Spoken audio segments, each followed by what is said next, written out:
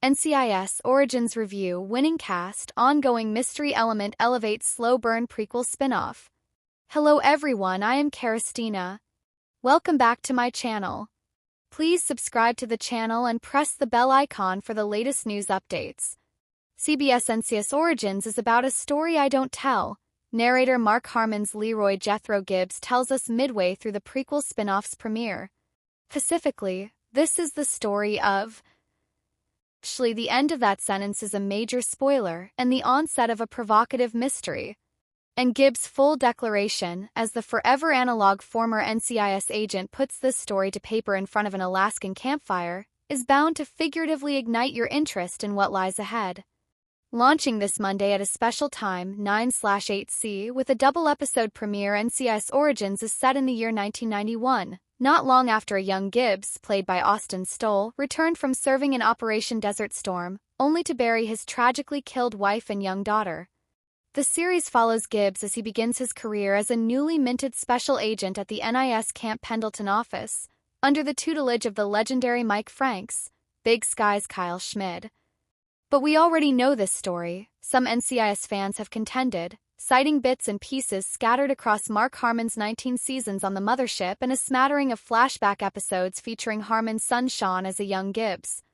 NCIS Origins, though, is here to fill in blanks you weren't expecting, including about the aforementioned story he mysteriously has never told, and bring to life seminal, never-before-seen moments from Gibbs' past. How do you think Jethro reacted when he first was told the Shannon/Kelly news? Because Gibbs is new to his job at NIS, and because he is still shell-shocked by his personal loss to a greater degree than he might admit, Proby is understandably reserved upon claiming his desk at Camp Pendleton. He holds back on hunches. He's more laconic than even his older self. That low-key vibe may give a viewer concern out of the gate, given that this is Gibbs' story. I, for one, had some reservations coming out of the premiere for that very reason. But there is a Gibbs first in Episode 3 that excitingly activates the character and imbues the rookie agent with a confidence that will be warmly familiar to NCIS fans. While Gibbs feels his way around NIS and his duties, the ensemble cast shines, and there are some real winners among this lot.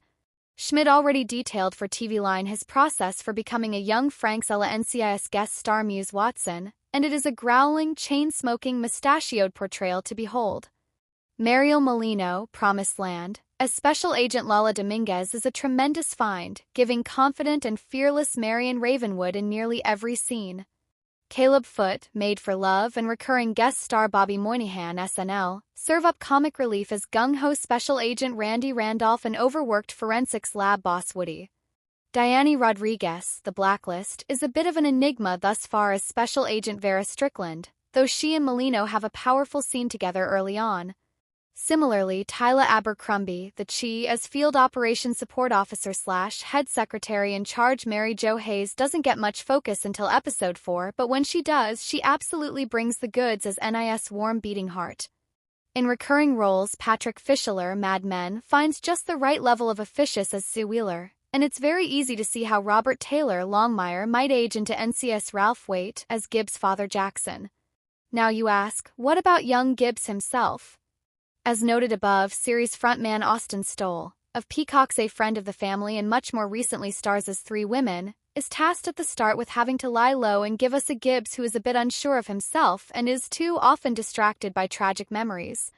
And looks-wise, he is more Jack Reacher than Sean Harmon, but the nature of the character at this very specific point in his life does call for gravitas. This is Gibbs like you've never seen him before, and Stowell does well with that material, including to heartbreaking effect in Episode 4.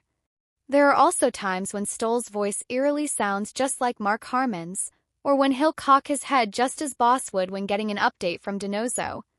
The 1991 setting, as you can imagine, lends itself to not just asteroids and Galaga machines in the NIS break room, but all manner of retro technology and crime-solving methods.